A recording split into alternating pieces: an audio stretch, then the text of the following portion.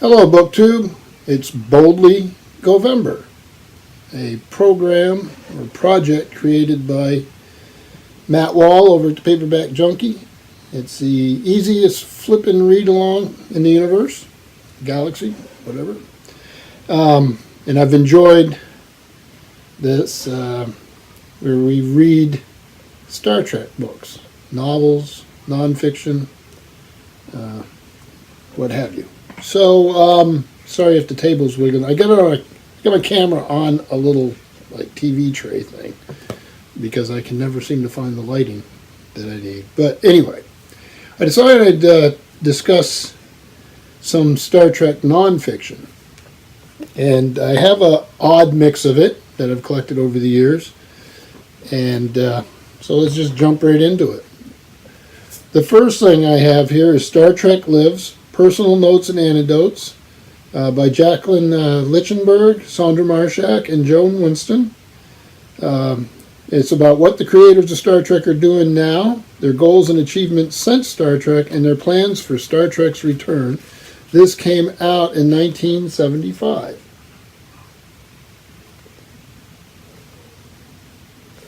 So let's see what we have here, if we have a table of contents. Introduction, The Realm of Gold, Star Trek in the Smithsonian. Can the spirit of Star Trek affect the real world? Then you have Discovery Effect. Fans discover Star Trek and each other. Let's see, The Tailored Effect. Star Trek pioneers the tailored effect for television. Tailored appeal versus tasteless. And let's see, I Should Never Have Answered the Phone. Joan Winston's adventures and misadventures as a publicity chairman of the historic first New York Star Trek convention. The Spock Charisma Effect. The most startling tailored effect of all, Spock's charisma and Kirk's. Then we have the Optimism Effect. We have the Goal Effect. So there's a whole bunch of different little discussions here. But when there was no Star Trek, so when this thing came out, they list, I think I saw that they list the book titles published by Bantam Books. I'll let you see what it is. It's pretty short list. It's basically Star Trek 1 through 11 and Spock Must Die. And there's been a lot of novels since then. So, but this thing here was all we had, basically, except for those. So then, the next one I've got here is The World of Star Trek, the show the network couldn't kill by David Gerald.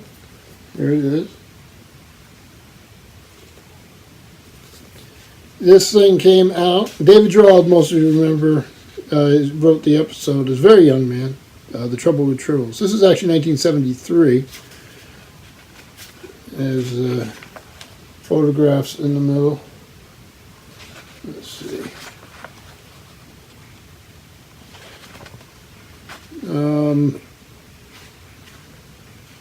Let's see.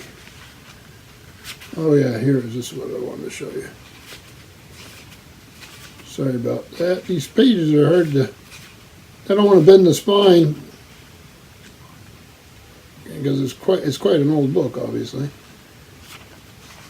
Here's some stills from the different episodes. So the next thing I got is also David Gerald.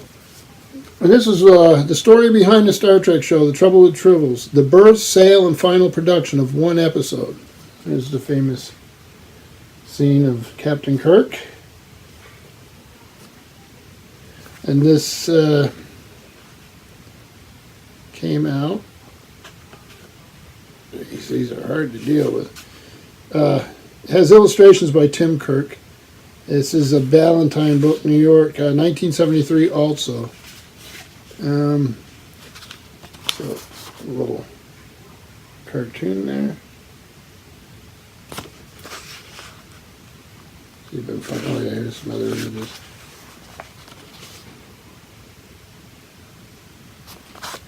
And then we have Chekhov getting into the act, Walter Koenig. Chekhov's Enterprise, a personal journal of making of Star Trek the motion picture. There's a lot of books like this that I don't have. This one has the advantage of being signed by Walter Koenig. And this is published by Pocket Books. So it'll be later, obviously, and will be in the movies later. This is the first Pocket Books printing, March of 1980. And then again, selection of images. This one's a little different. This is Meaning in Star Trek. Why was Star Trek the most popular series of all time? By Karen Blair. Has a little blurb by Leonard Nimoy, Spock. Thorough, intelligent, and meaningful. It also has an old price tag on it. $2.25, and I can't tell what the store would have been. So this is Warner Books edition, 1977. This is the first paperback printing of 1979. So in here you get something like in celebration of the alien, the archetypical enterprise, the archetypal, McCoy, distillation of the past, Spock, catalyst for the future, Kirk, solution for the present, inner dualities, outer oppositions, the disposable female, the monstrous mother, we are all Spock, the archetype as enterprise. So one of the really cool things in here is, for those of you who remember Science Fiction Book Club, you probably remember these ads. This is love looking. I like looking at them now to see what old covers I have forgotten about. So then we move on to some different type of stuff here. Right. First of all, we have the Star Trek Concordance. It has a little wheel on it. I'll show you that here. Which side do I do the wheel on? Right here. So I can just spin that around. I'm having trouble doing it for some reason. Oh, because you... So I put in a star date. Let's see, let me skip one. Star date 5521.3, Beyond the Farthest Star, page 108. Isn't that pretty cool? A little bit of artwork in it. And then you have little sections on each episode. We also have glossary. Actually, quite extensive glossary. And when did I say when that came out? It is copyright 1976 by Paramount Pictures and BGAO Trimble. So, running out of room to put stuff here. Oh, I should have planned this a little better, shouldn't I? I don't want to mess it up. Then I have the Star Trek Compendium, the most thoroughly researched and complete Star Trek reference work ever published by Alan Asherman.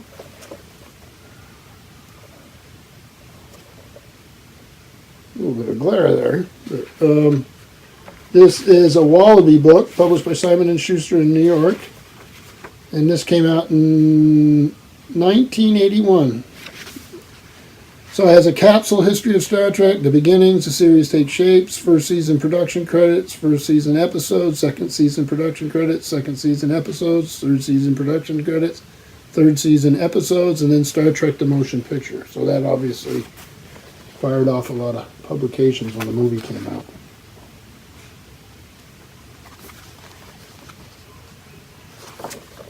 Fun to look through. And then one of my favorite, just here, if you hear a loud crash, I'm going to cry. That's all right. This is the Starfleet Technical Manual.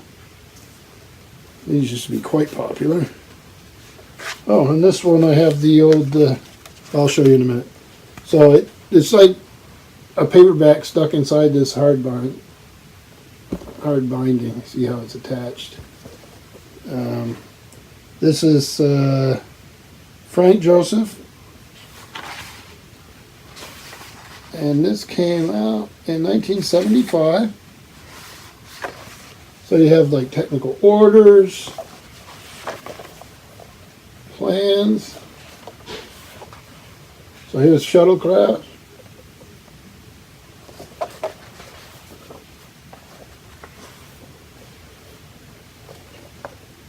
star charts. So pretty neat. What I just found in it, not a big one for usually leaving things inside books, because it causes a lot of damage sometimes. But in this case, it's sort of neat. This is show business section of Time magazine from January 15th, 1979.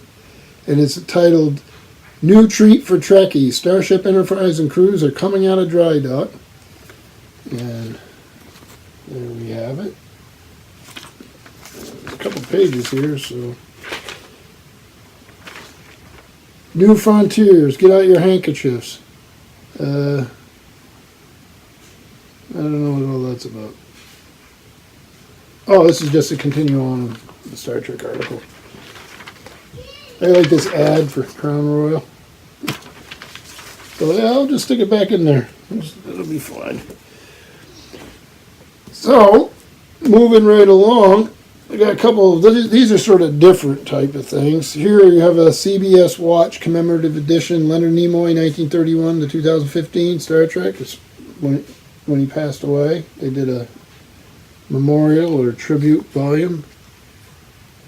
It has a lot about him and his family and growing up in Boston and then becoming Spock. This is Leonard, My 50-Year Friendship with a Remarkable Man by William Shatner with David Fisher. I read this and I didn't expect to like it. And I did like it. It was well done. Much to my surprise. Then, this is the first of two volumes. I've only got the first one. And this is the 50-year mission, the first 25 years, by Edward Gross and Mark A. Altman, with a foreword by Seth MacFarlane.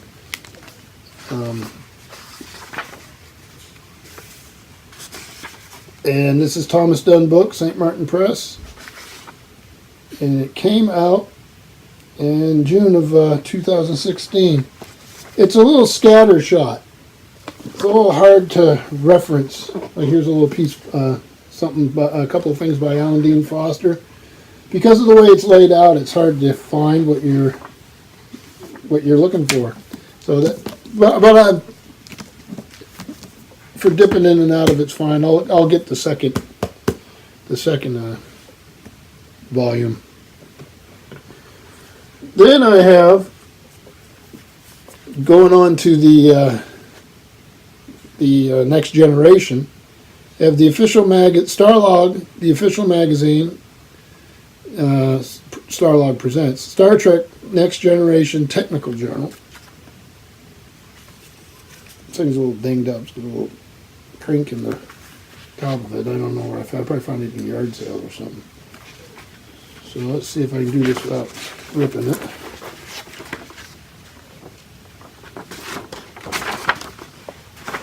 Easier said than done.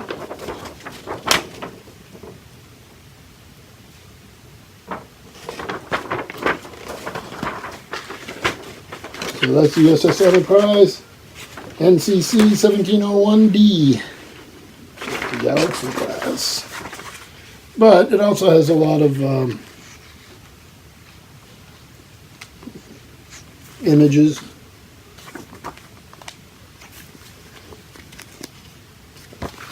Fun to look through.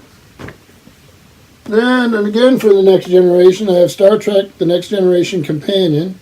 The complete show-by-show guide to the Smash television series includes more than 150 photos. It's revised and updated to include 7 seasons of Star Trek The Next Generation and Star Trek Generations motion picture. And it's by Larry Nemechek, I believe is how you'd say his name. And this came out, again, pocket books, and this is about, so 1992, 1995 for the revised. Let me see. Pick a different page here. The photographs are not the best, and that's to put it mildly, or to try to be kind. So in that sense, a little disappointing.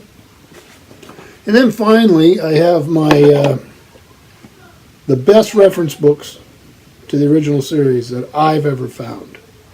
And what I'm doing with them is I'm going episode by episode, reading them. If I can find a James Blish script reworking, I read that on a single episode.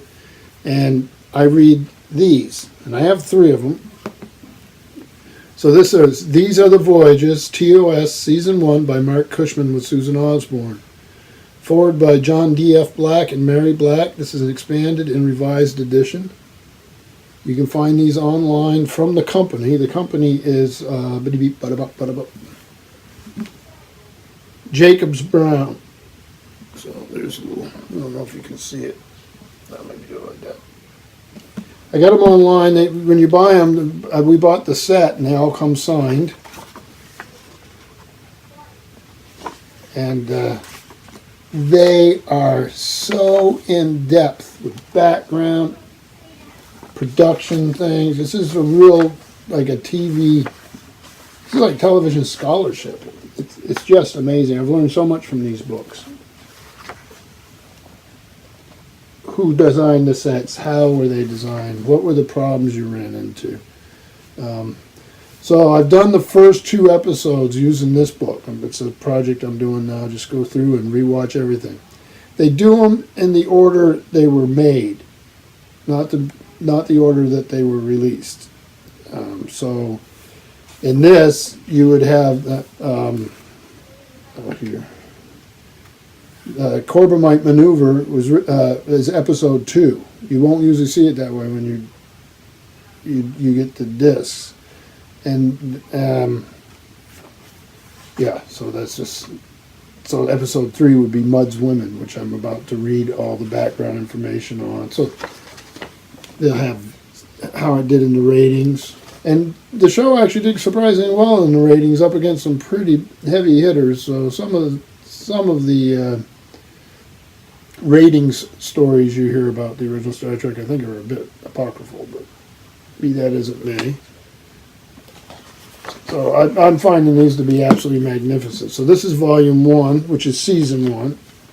This is Volume 2, obviously Season 2. I'll just open up at random here. And then this is Volume 3. This has a foreword by David Gerald, who we've seen earlier. And this one, actually, Season 2, had a foreword by Walter Koenig, Chekhov. So,